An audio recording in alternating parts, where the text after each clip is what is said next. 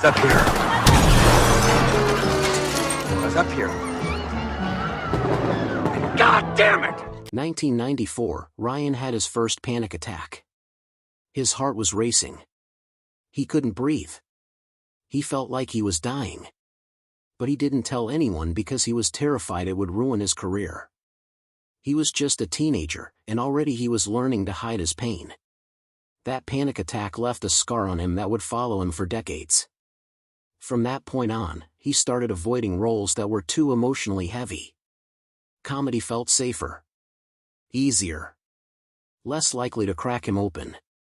In 1995, Ryan tried to go to college. He enrolled at a university but lasted less than a month. He dropped out to chase acting full-time, which sounds brave until you realize what came next. To survive, he worked night shifts at a grocery store. One night in 1996, two guys with masks walked in and robbed the place. Ryan hid behind a counter for 12 minutes, terrified, not knowing if he was going to live or die. That fear changed something in him. It made him realize that if he was going to be scared anyway, he might as well be scared while chasing his dreams. So he left Canada and moved to Los Angeles.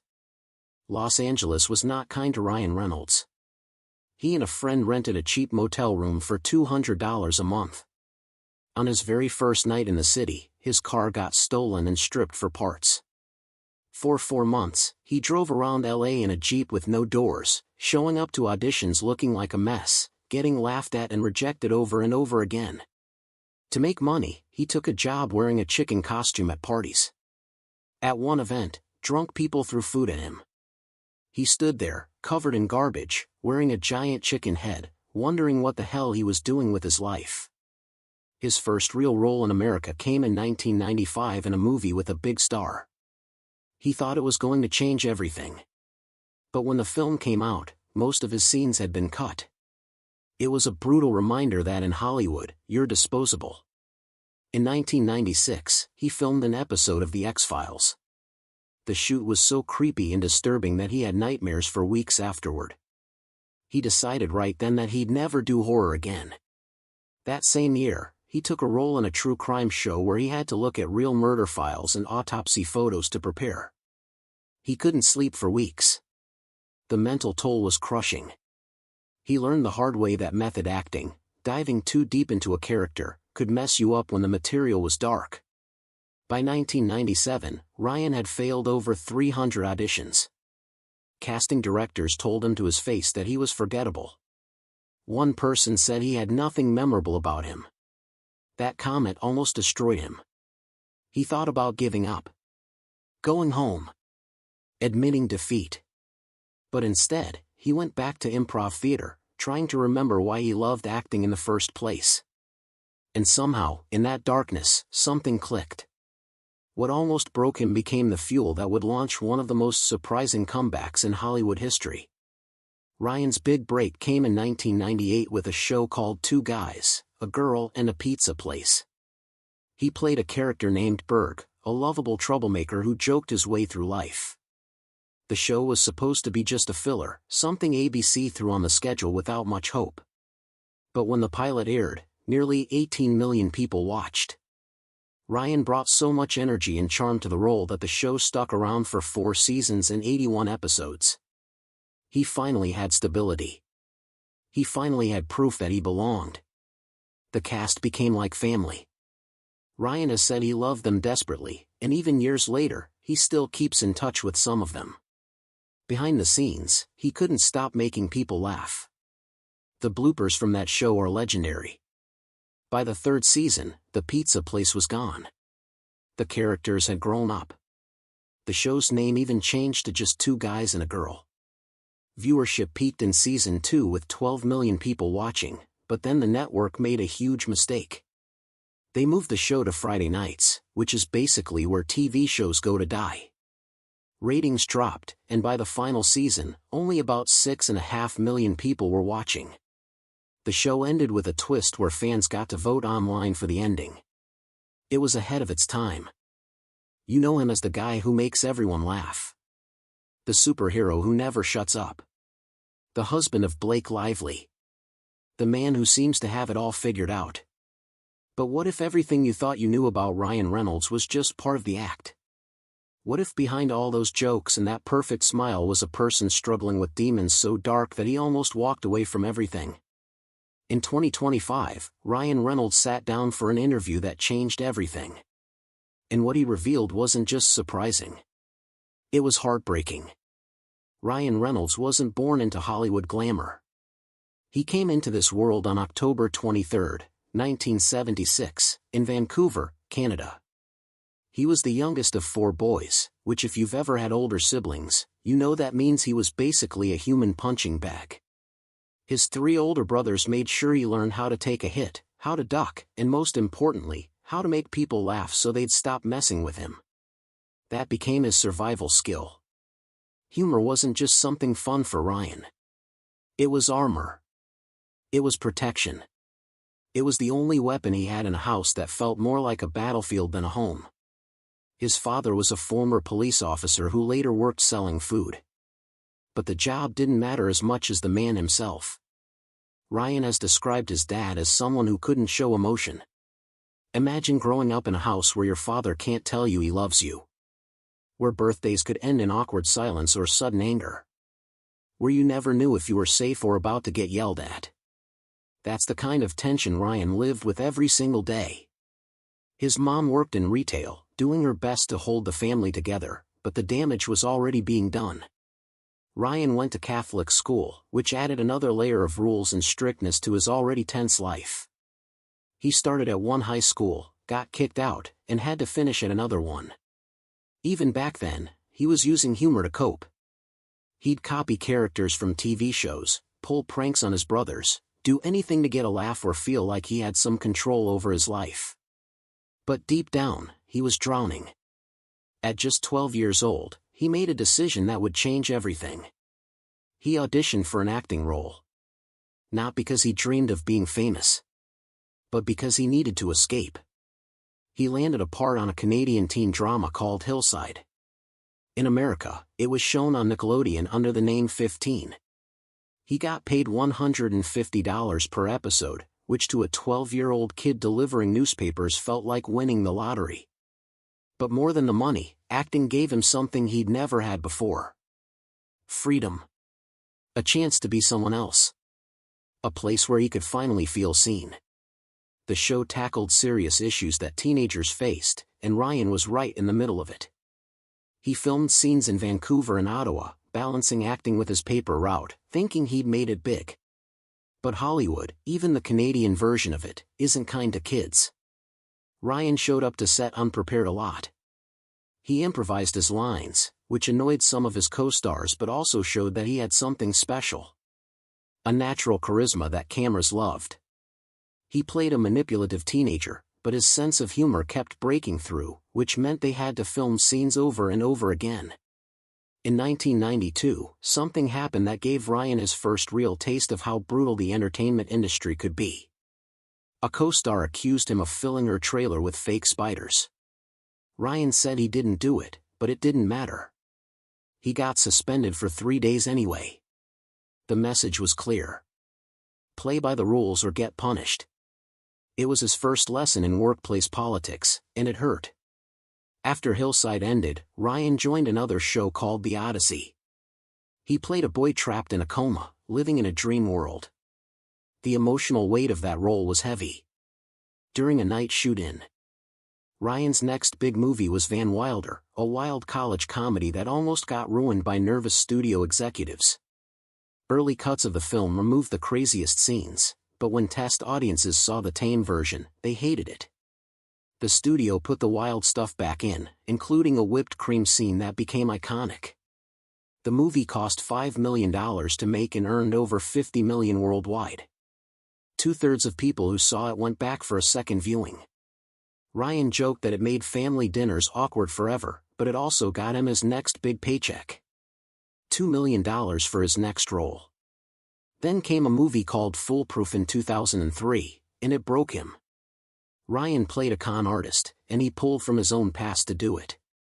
As a teenager, he'd actually run scams, even fake charity drives. He poured those dark memories into the role. But the movie bombed hard. It made just $1 million on an $8 million budget. Ryan shut down completely. He didn't leave his apartment for months. He missed auditions. Ignored interviews. His agent had to step in and force him to get help. It was the lowest point of his career, and he seriously considered moving back to Canada and giving up on Hollywood forever. Therapy helped pull him out of that dark place, but the scars remained.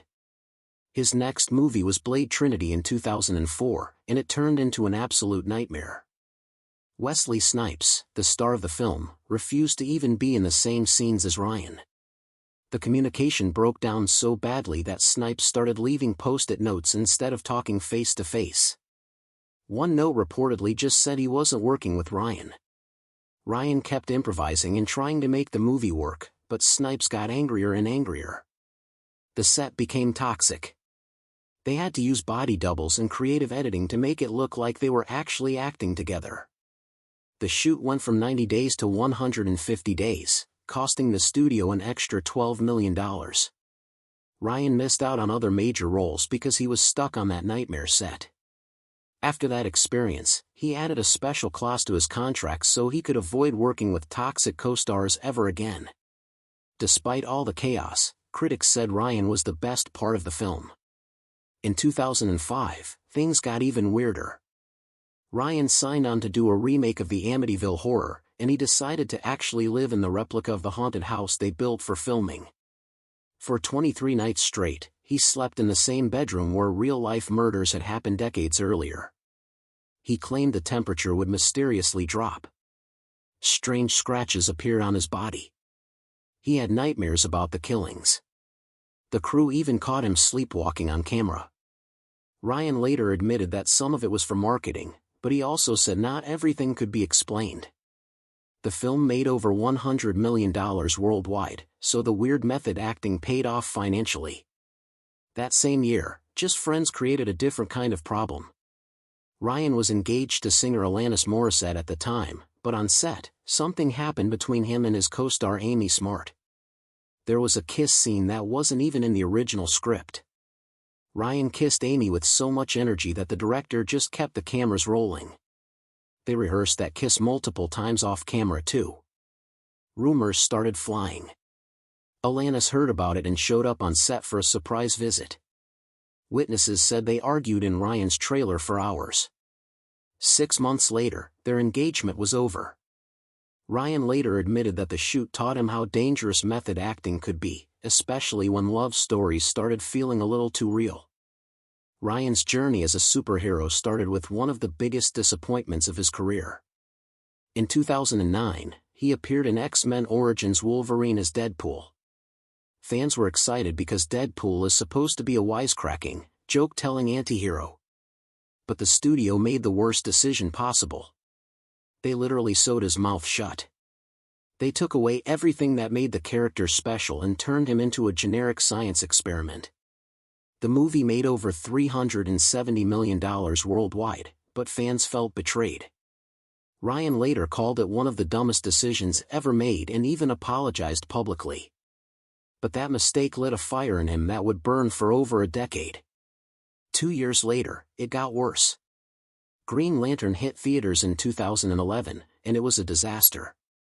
The studio spent $200 million making it, but it only brought in $220 million worldwide. Behind the scenes, it was chaos. The studio forced major reshoot that drained Ryan physically and mentally. He lost 20 pounds from stress. The director later said it was his worst experience ever making a film. And then there was the costume problem. The Green Lantern suit was entirely computer-generated, which was supposed to look cool but ended up looking terrible. Test audiences hated early footage so much that the studio paused promotions. They were in full panic mode. Ryan had to wear motion capture gear every day and suffered multiple injuries. The visual effects budget ballooned to $55 million. When the movie finally came out, it bombed. Ryan considered suing the studio. It was that bad. In 2013, Ryan tried again with a movie called R.I.P.D., pairing him with Jeff Bridges. The the studios spent $130 million on it. It made only $78 million globally. Critics hated it.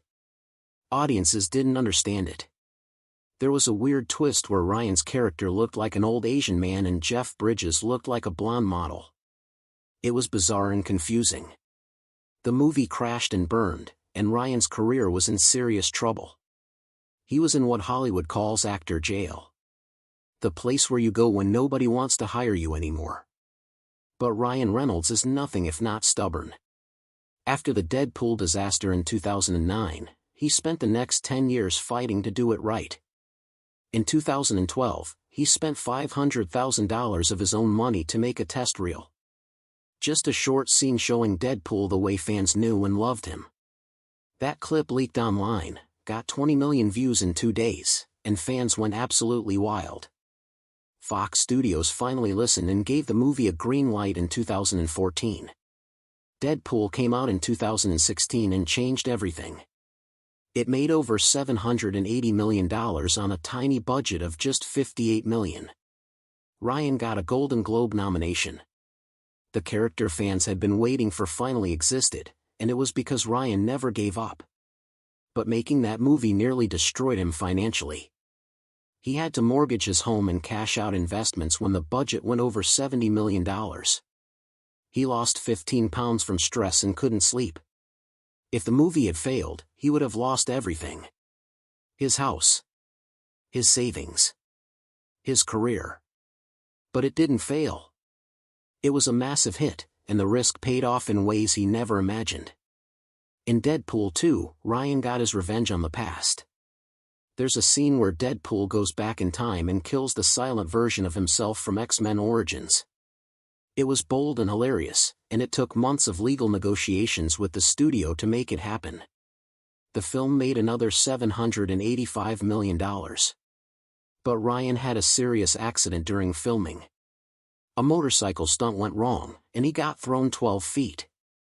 He spent 3 days in the hospital, and production had to pause for 2 weeks, costing over $2 million. After that, Ryan stopped doing his own stunts. Then came the biggest battle of all. In 2019, Disney bought Fox for over $70 billion. Suddenly, Deadpool was under Disney's control, and there was talk of making it PG-13. Ryan fought back hard. He met with executives and showed them proof that R-rated superhero films could succeed. He even threatened to walk away from the franchise if they toned it down. Eventually, Disney agreed. Deadpool would stay R-rated. The payoff came with Deadpool and Wolverine, which earned over $1.3 billion and became the highest-grossing R-rated film ever. Ryan played 2 versions of Deadpool, including an emotional variant he named Nicepool. During filming, Ryan broke down crying during scenes about Wade Wilson's relationship with a daughter figure. The tears were real. The emotions were real. He even went to therapy during filming because the weight of it all hit him so hard. In those moments, Ryan wasn't just playing a superhero. He was confronting decades of pain and trauma. But Ryan Reynolds isn't just an actor. He's also a businessman who's made some incredibly smart moves. In 2018, he became co-owner of Aviation Gin. Within a year, the brand's sales doubled because of his quirky ads and personal charm. Then in August 2020, a huge alcohol company bought Aviation Gin for around $610 million. Ryan got $335 million up front and could earn another $275 million if certain targets were met. That's life-changing money. That same year, Ryan and actor Rob McElhenney did something completely unexpected. They bought a struggling Welsh football club called Wrexham AFC. The fans voted almost 99% in favor of the sale. The club was in the 5th tier of English football and barely surviving. Ryan and Rob brought money, energy, and cameras. They created a documentary series called Welcome to Wrexham that showed their journey. By 2025, the club was worth $475 million. That's a 19,000% increase in value. It's one of the most successful sports investments in recent history. In 2019, Ryan also took a major stake in Mint Mobile, a discount phone service. He made cheap, funny ads that people actually wanted to watch. The company grew rapidly. Then in March 2023, T-Mobile bought Mint's parent company for $1.35 billion. Ryan made somewhere between $300 and $337 million from his share. Between Aviation Gin, Mint Mobile, and Wrexham, Ryan had become not just a movie star but a legitimate business mogul. But all the success in the world can't erase the demons you carry inside. Ryan has always battled anxiety, but it hit a breaking point during the filming of a movie called Buried in 2010. He had to act inside a coffin for the entire film. The pressure, the weight of the box, the isolation, it all triggered severe panic attacks. He couldn't sleep. His heart rate would skyrocket during takes, and the crew would listen through a microphone strapped to his chest. It was torture. Years later, in 2018, Ryan finally opened up about how he copes with anxiety. He uses mood tracking apps, plans vacations carefully with his family, and meditates regularly. His wife Blake Lively has said that his people-pleasing nature comes from being bullied as a child. He learned to make everyone else happy so they wouldn't hurt him. Now they're teaching their 4 kids not just to be happy, but to understand their emotions and be self-aware. Ryan married Blake Lively in 2012, and they've built a life together that looks perfect from the outside. They have 4 children: James, Inez, Betty, and Olin. They kept their youngest child's birth a secret for months, surprising fans when Blake casually mentioned it. Ryan jokes about their chaotic household, calling it house violence in the most loving way. He walks his kids to school and calls it the best part of his day. He's trying to build a healthier home than the one he grew up in. But life isn't perfect, even for Ryan Reynolds. In 2025, he and Blake were dragged into a $400 million lawsuit. The case was thrown out in June, with the judge calling it nonsense, but it was still a legal storm they had to weather. At the Toronto International Film Festival in 2025, Ryan shocked everyone by revealing that he almost quit acting. He talked about feeling burned out after flops like Green Lantern and R.I.P.D. left him in what he called actor jail. He felt like he had no control over his career anymore. Friends like Sandra Bullock and Rachel Weisz helped him recover, teaching him how to own both his failures and his successes. One of his most emotional projects came in 2025 when he produced a documentary about his childhood hero, John Candy, the comedian who died at just 43 years old. Ryan had idolized Candy, and making that film brought up a lot of emotions. He worked with family archives and private footage, and when he announced the project, he warned people to expect tears. Despite retirement rumors, Ryan surprised everyone in October 2025 by committing to more projects. He signed on to a road trip film with Jason Momoa and Aubrey Plaza. And in Wales, he's pushing forward with expanding Wrexham Stadium to hold 7,000 seats by summer 2026. Of course, Ryan hasn't escaped criticism. Old claims of bad behavior on set resurfaced in 2025. Actor T.J. Miller said Ryan once insulted him in a way that felt too real and too personal. The story gained traction when it got linked to other Hollywood drama. Ryan eventually apologized, saying that imposter syndrome made him insecure and sometimes intense on set. Many people now expect him to write a memoir soon, where he'll finally tackle all these demons head-on. So what did we all suspect about Ryan Reynolds that his final interview confirmed? We suspected that behind the jokes and the perfect smile was someone struggling. Someone who used humor as a shield because it was the only way he knew how to survive. We suspected that his success didn't come easy, that he'd faced rejection and failure and had to claw his way to the top. We suspected that he was more human than he let on, dealing with anxiety, panic attacks, and the weight of past trauma. But what we maybe didn't realize was just how close he came to walking away from it all. How many times he almost quit. How much he risked financially and emotionally to bring Deadpool to life. How hard he fought to build a better life for his kids than the one he had growing up. Ryan Reynolds isn't just a funny guy who got lucky. He's someone who survived a difficult childhood, fought through panic attacks and anxiety, failed over and over again, bet everything on himself, and somehow came out on top. His story isn't about perfection. It's about resilience. If Ryan Reynolds' story teaches us anything, it's that success doesn't erase pain. Money doesn't cure anxiety. Fame doesn't heal childhood trauma. But it also teaches us that you can build something beautiful from broken pieces. That you can take your pain and turn it into purpose. That you can be struggling and still be strong. If you made it this far, thank you for taking this journey with me. Ryan's story is a reminder that we all have battles we're fighting that nobody else can see. If this video moved you, if it made you see Ryan Reynolds in a new light, please hit that like button. Share it with someone who needs to hear this message. And subscribe to this channel because we're going to keep telling stories that matter, stories that go beyond the surface and show the real human beings behind the fame. Ryan Reynolds confirmed what we all suspected. That behind every smile is a story.